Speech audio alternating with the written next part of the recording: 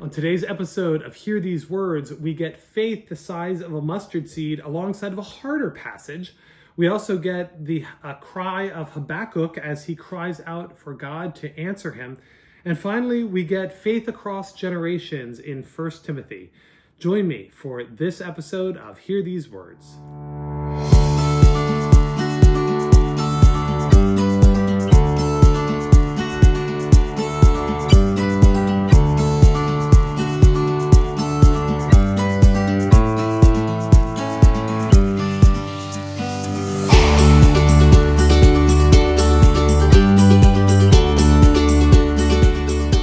Welcome to Hear These Words, a podcast and video series from Good Shepherd Episcopal Church in beautiful Tequesta, Florida.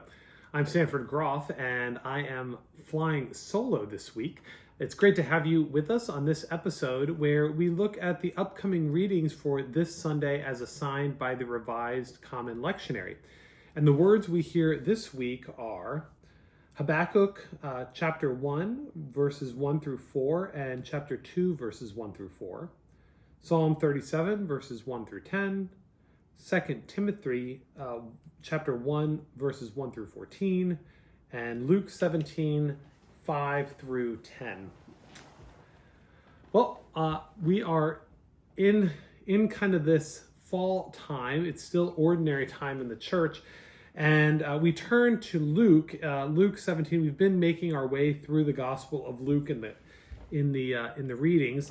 And this week we have both an easy and a hard saying all kind of put together. The easy saying, it's not the hardest saying that we've had, but the easy saying is quite famous. If you have faith the size of a mustard seed, you could say to this mulberry tree, be uprooted and planted in the sea, and it would obey you. And then the second one of Jesus's words talks about how a slave has gone out and is planting and tending the field, and then the slave comes in, and do you say, come here and take a seat at my table? Or would you not rather say to him, prepare supper for me and serve me while I eat? Later you will eat and drink. Do you thank the slave for doing what was commanded? Jesus asks. So you also, he says, when you have done all that you were ordered to do, say, we are worthless slaves. We have done only what we ought to have done. So it's a bit of a hard saying there. The first one, faith the size of a mustard seed, is, I like it because I find it quite comforting that even when I feel like I'm not living up to God's call in my life, or even when I'm having doubt or fear, that if there's a glimmer of hope, if there's a little light in that darkness, I always think about the mustard seed because it is so small and yet it's able to grow into something that is so powerful. And Jesus has given us this image that's become quite famous, and yet I also think that I really just don't think we take it that seriously. I think we always are encouraging ourselves or being encouraged by others or encouraging others. Well, just have a little more faith, have more faith, have more faith. And the gift of faith is that that God has implanted within us that little piece that's able to grow. And so how can we, I think the better question or the better admonition instead of grow your faith is, well, what do I need in order to sustain the soil around it? What do I need in order to be reminded of that great gift that God has already given? How, what is my community or the people, my friends, my church family, how are they supporting me in this so that I don't lose perspective, lose that faith, and get caught up in the fear or the doubt that seems to be plaguing me at that particular moment? So a great kind of image for us on the mustard seed that has long stood the test of time. A less famous part of Jesus's teaching here about the slaves who, again, in our context, probably makes us squeamish, which is understandable. But his point here is that, when they come in, you don't necessarily thank the slave for doing what he was commanded. And so Jesus inverts the roles and says, listen, you who are reading, you who are listening, you who are the audience of these words, you're just doing what you were commanded. So you also, Jesus says, when you have done all that you were ordered to do, say, we are worthless slaves. We have done only what ought to have been done. Now, this parable challenges entitlement. It challenges us when we feel like we are, kind of the king of the world, so to speak. And it talks about how faithful discipleship is not about earning divine rewards, but it's really done in acts of humble service.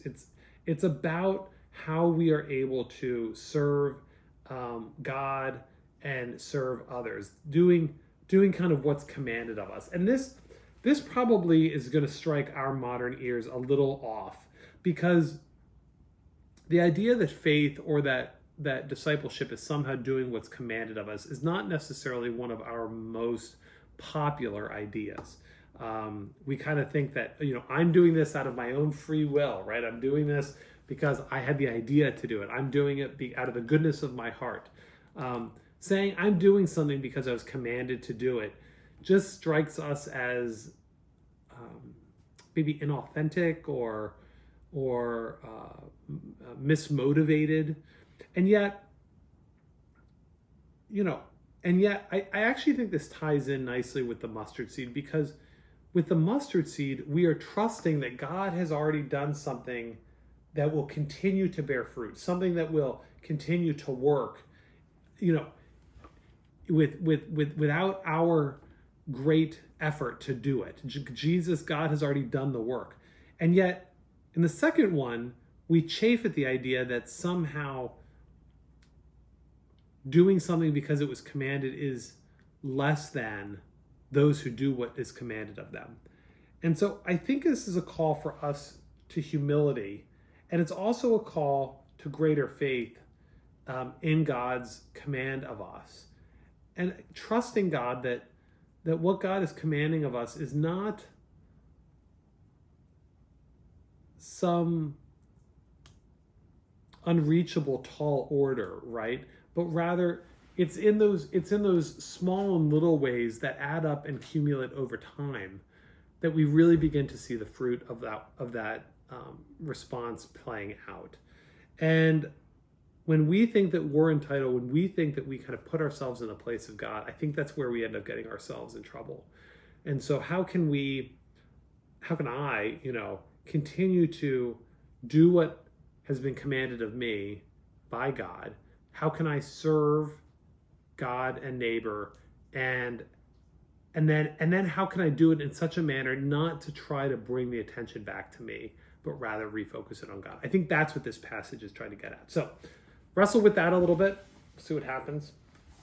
Let's take a look at Habakkuk. Habakkuk 1 through 4, and 2, 1 through 4. So we get kind of a split reading here. And the reading has in its first part the oracle that the prophet Habakkuk saw crying out, "O Lord, how long shall I cry for help and you will not listen? Or cry to you, violence, right? Violence over there, and you will not save. Why do you make me see wrongdoing and look at trouble? Destruction and violence are before me. Strife and contention arise. The law becomes slack. Justice does not prevail. The wicked surround the righteous. Therefore, judgment comes forth perverted." So the first part is all about lament. It's about looking out at the world and seeing a vacuum of God's kind of providential care, a vacuum of justice. And then the second half in that chapter 2, "I will stand therefore at my watchpost and station myself. I will keep watch to see what he will say to me," God. "Then the Lord answered me and said," and so here's the answer, "Write this vision, make it plain on the tables, for there is still a vision for the appointed time. It speaks of the end and does not lie." Now, we don't really get a sense of what the vision is. At some level, this is actually not a satisfying answer, and yet we get the response of the one crying out saying, "I will wait until God says what God is going to say." And then God does say, And God basically says there is still a vision.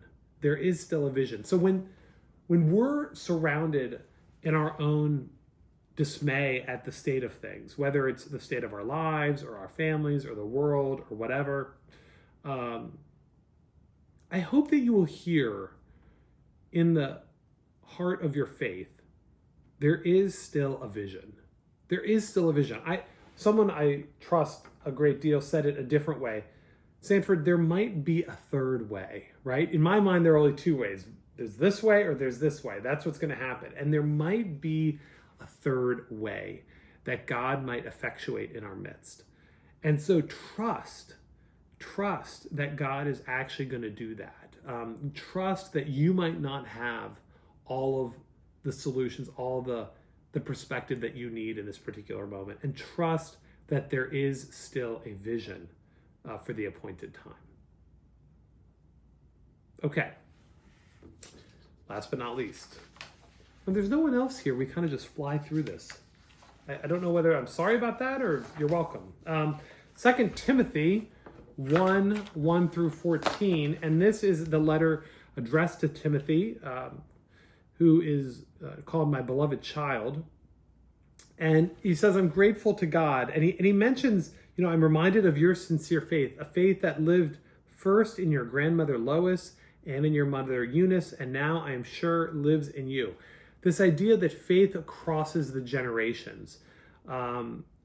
Paul here is praising Timothy's sincere faith that was passed on from his grandmother and his mother. And it's a reminder that faith is often inherited through relationships. It's not just about doctrine or theology or getting it right.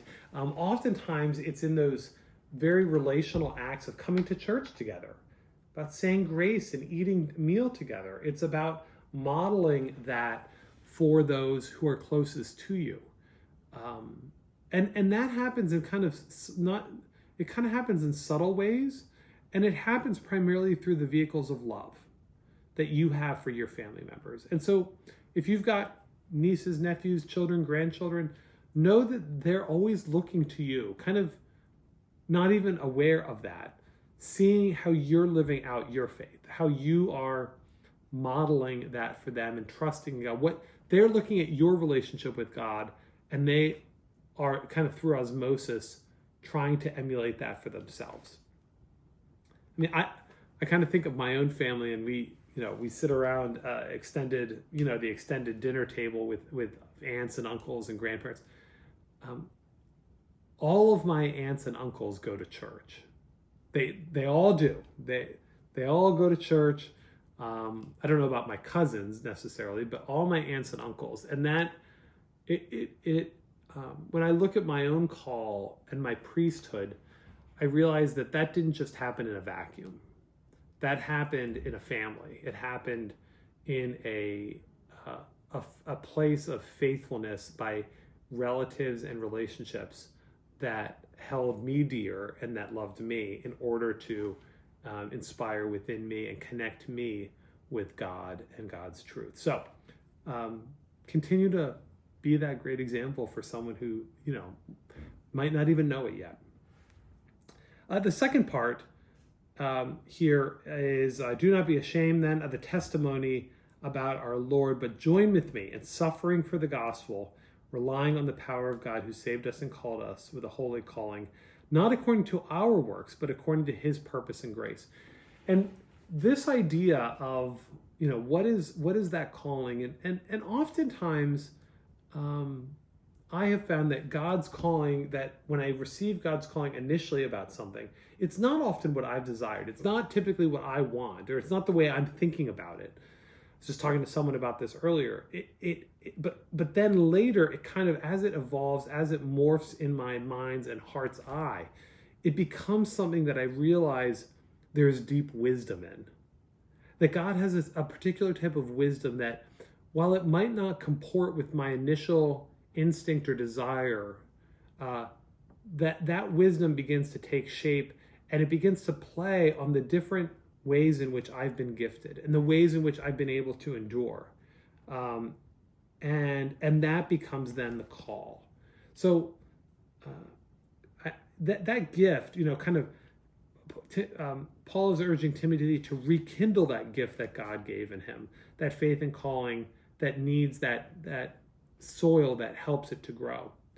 And then he describes at the end here, he says, guard the good treasure entrusted to you with the help of the Holy Spirit living in us. And I love that imagery of the good treasure, that which God has laid in our feet. Even here at Good Shepherd, we have been given such a gift by so many people who have gone before. And even this room that I'm sitting in, in the barn here, it's a gift. It's a treasure. This room is a treasure, even when it's a little messy and, there's lots of chaos and stuff going on in here.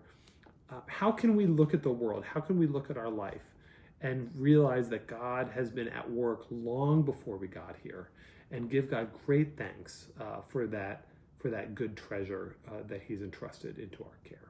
So we have lots to think about this weekend. I hope that you will join us for church on Sunday, either in person or on live stream at 8 or 10.